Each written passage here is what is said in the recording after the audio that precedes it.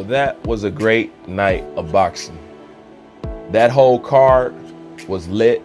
I love it. I appreciate every fighter on there and all the fights on there. I really enjoyed that.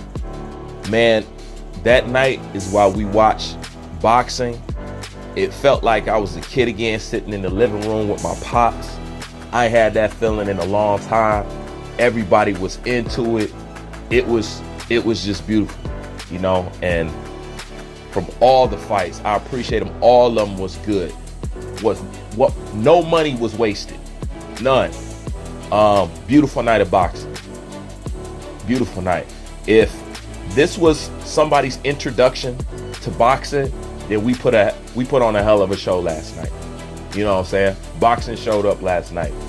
And I like to thank everybody who was involved with that card. Every fighter. I enjoyed the shit out of it. Loved it. What else? Deontay Wilder. Deontay Wilder made a fan out of me. Tyson Fury couldn't have put on that beautiful display and that epic fight like he did without Deontay Wilder being tough as nails. Because Deontay Wilder was weak and something like that. We wouldn't have got the fight that we got. But when he said he wanted to go out on his shield, I don't totally agree with it, but I appreciate the shit. Because a lot of times in that fight, I'll be honest with you, the way Deontay Wilder was looking, where he was sitting in that stool, he just looked like he just wanted to kill over. I'd have threw in the towel, man. I don't know what the ramifications are going to be for showing that much heart, because in boxing, a trainer tell you sometimes you can have too much heart and that shit can hurt you, you know. But nonetheless, you want to go out on your shield. You showed me something about your character tonight, and you got a fan out of me for it. Deontay Wilder won a lot of fans last night, but at the same time, you lost them in the same night by not congratulating Tyson Fury. Now, I'm not going to too much hang you up on that, because I understand you're emotional, and it may take time before you come around and be like, you know what, you know. But then again, you may not ever do it. But Deontay Wilder could have won real big last night by just showing good character.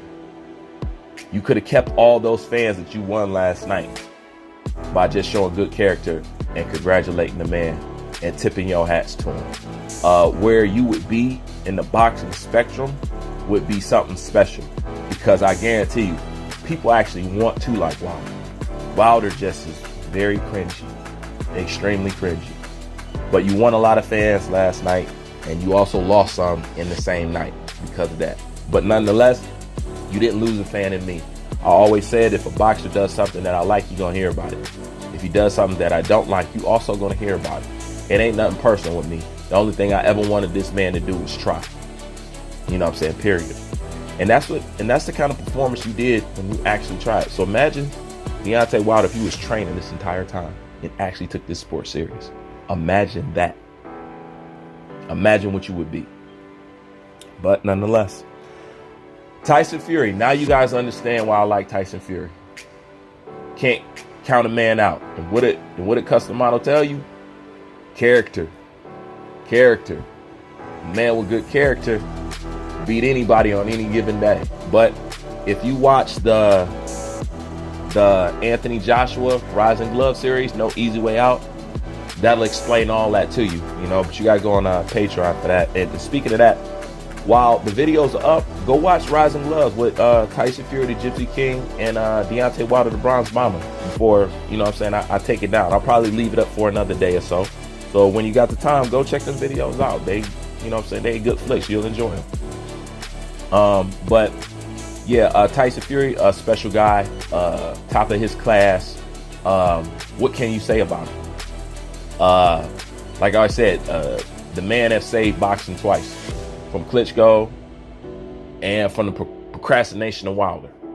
You know, is his resume completely stacked? No, but it's what he did.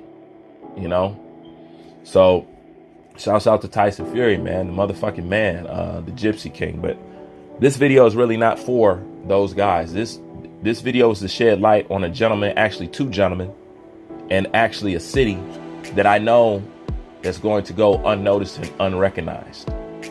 and that is Sugar Hill Stewart and Emmanuel Stewart, rest in peace, for putting the Crunk Detroit boxing style on the map in the city of Detroit altogether. Because when all these champions fell off and they needed to make a change and they needed to do something in their life and they needed to get back on top, the Midwest is where they came, you know?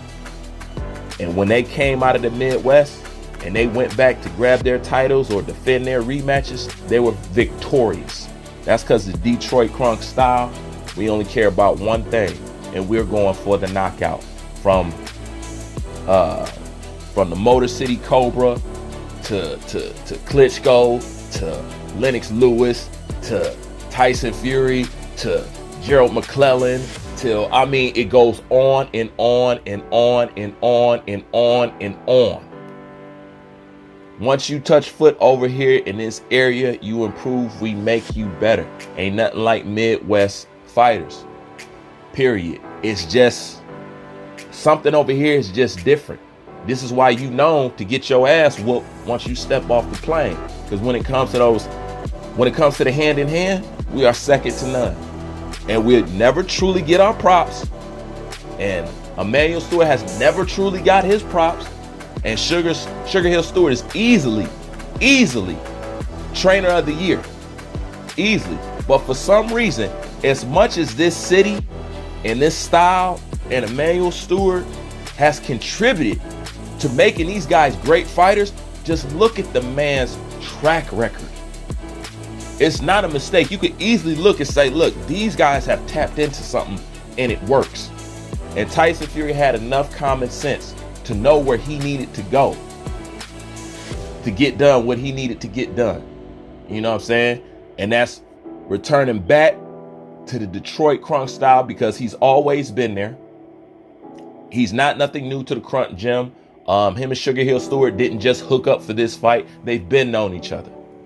And Tyson Fury had enough common sense to do what the old schoolers did. You know what I'm saying? He went to the boxing doctor, you know? Now, even though that doctor is no longer alive, his nephew is still channeling through him. So shout out to Sugar Hill Stewart, the whole Detroit city, you know what I'm saying? The Crunk style, period. Because once again, I know a lot of people will talk about a lot of things. They'll talk about Wild, they'll talk about Fury. They may even touch on Sugar Hill Stewart just a little bit. But the contribution that Crunk boxing has made to boxing is one of the most underrated, unacknowledged things in boxing. And it's amazing when you look at all the people that Emmanuel worked with and what it has produced. It's crazy, you know? It really is, man. So being a native of Detroit, shit, I gotta put it out there, and I gotta put it out there for the world and remind y'all again that when it comes to the art of getting your ass knocked out, we are second to none, man. So Sugar Hill Stewart is easily trainer of the year. Extremely proud of him. I know his uncle is proud of him. The same with Tyson Fury. And just a shout out to the whole Midwest, from the fighters of present day and the fighters from the past. And that's pretty much all I got to say about that. I will have later videos on Tyson Fury, Deontay Wilder. It'll be a new episode of Rising Glove, Tyson Fury coming out. Look out also for the Pedigree Lab. This will also deal with the third fight. And yeah, as far as on this channel, a lot of good material is going to be coming out in the next week or so. So keep your eyes peeled. Hope y'all enjoyed the fights like I did. Bruce Vane, I'm out.